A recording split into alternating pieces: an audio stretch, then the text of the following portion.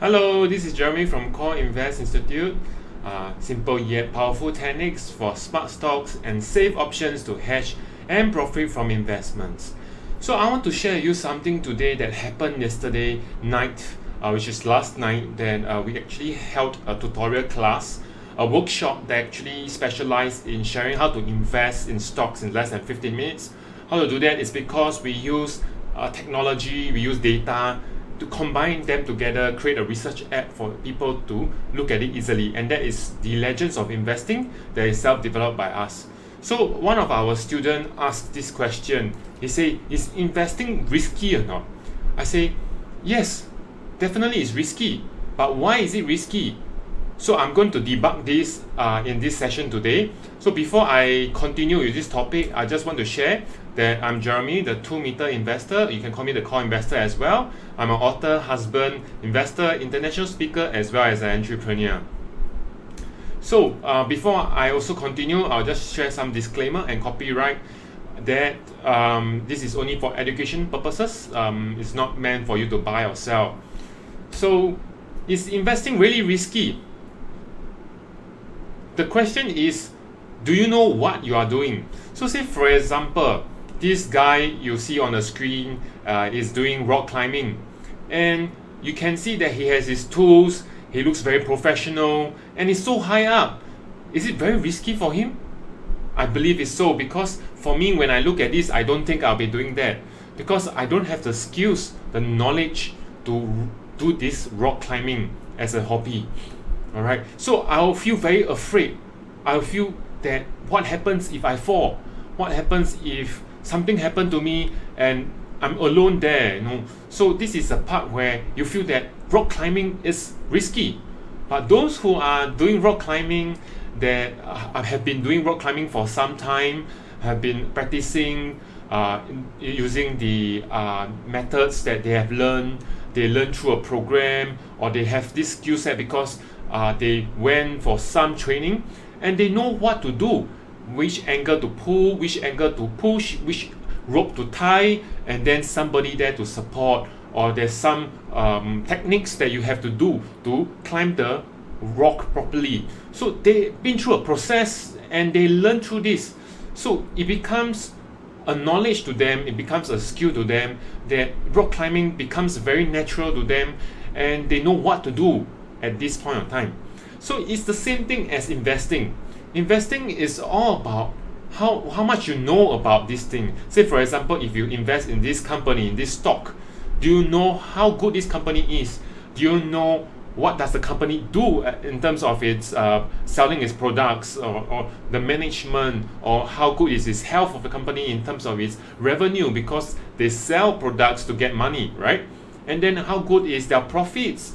Are they borrowing a lot of money, or are they doing something funny? So you see, these are the things that you want to look out for to reduce your risk, because the more you know, the better judgment you can make, right? It's all about informed decision before you do any investments.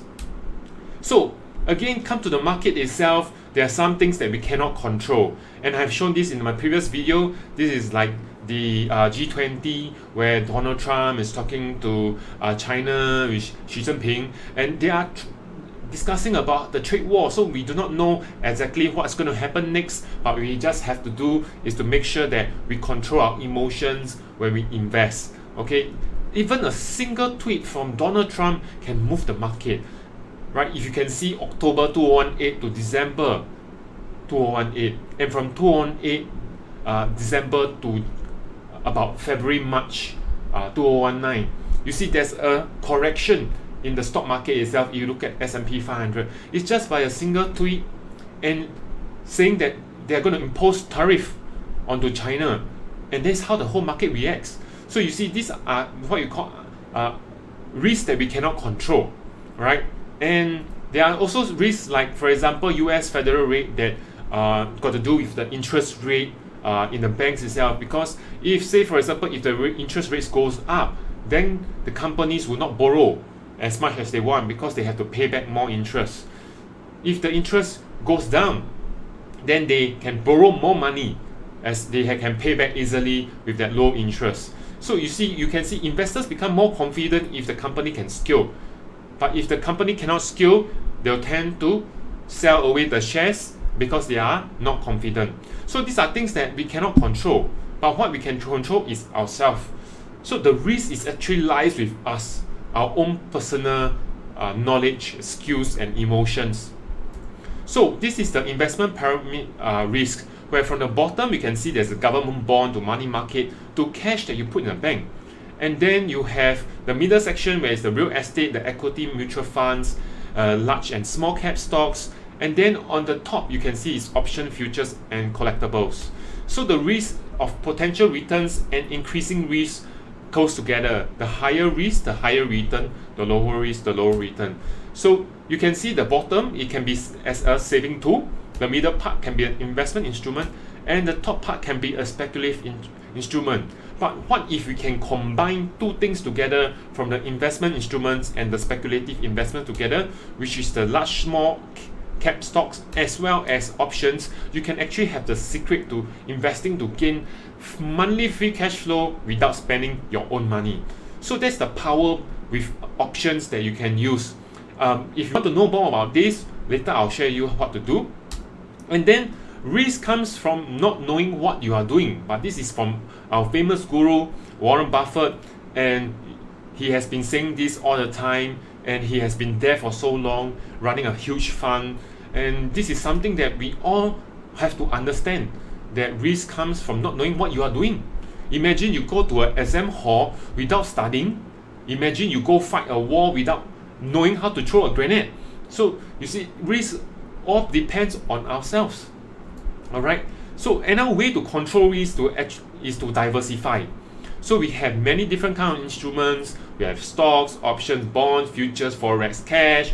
Some people like to look at property. Some people like to look at cryptocurrencies. Some people like to look at trusts, and so forth. So there's many ways to invest, and what do you want at the end of the day, and how can you control the risk is all determined by you, your risk averse level. Alright, and again, is investing risky? Answer is yes, it is risky. It's risky if only that you do not know what you are doing. So if you want to understand more about how investing can work for you, alright, look for us, the smart, simple, and safe way to invest, where we're going to share with you tips and knowledge about how to invest safely in the stock and options market. So I'm Jeremy from Core Invest Institute, and I hope that you can gain something out of this session. Thank you very much, and I see you on the next video.